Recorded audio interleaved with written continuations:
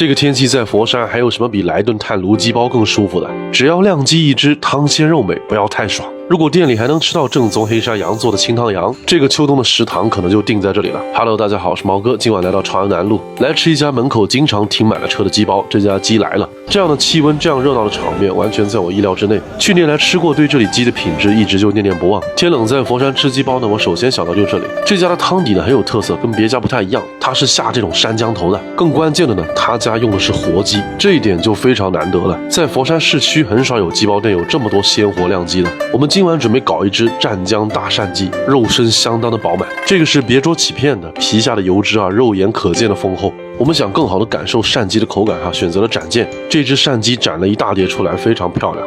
汤底烧开，把鸡肉下进去，焖到差不多的时候就可以吃了。一开盖，一股舒服的香味就直往你鼻子里飘。吃鸡包呢，首先肯定要来碗鸡汤了。可以看一下它这个汤色金黄透亮，这个得是很亮的鸡才能煮得出来的色泽。入口那一下，非常纯粹的鲜味，而且鲜味够醇厚不寡，加的生姜头可以说是点睛之笔，既增鲜又带来一丝惹味，越喝越舒服。而大扇鸡的鸡肉呢，又是一个吃点了。刚刚在斩的时候呢，就发现这个鸡够肥，它的皮呢是脆弹又爽糯的，鸡肉是扇鸡特有的那种紧实，口感非常赞。关键是呢，它的鸡味很浓郁，嚼在嘴里透着一股明显的鲜味。稍微再点下豉油整个鸡的鲜香滋味完全被调出来了，一块接着一块很难停下来。这时候再来一口鲜美的鸡汤，爽！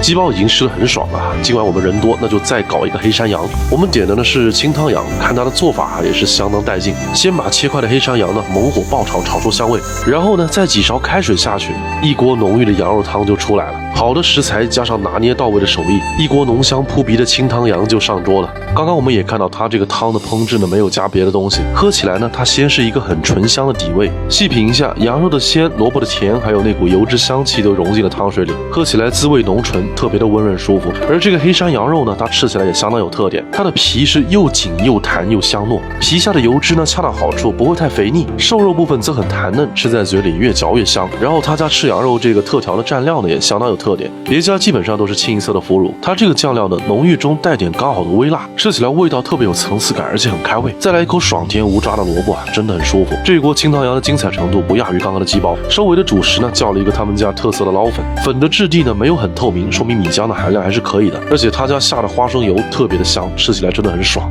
今天在鸡来了这顿无论是鸡包还是清汤羊，出品都相当在线，想吃的小伙伴呢有兴趣可以来试试。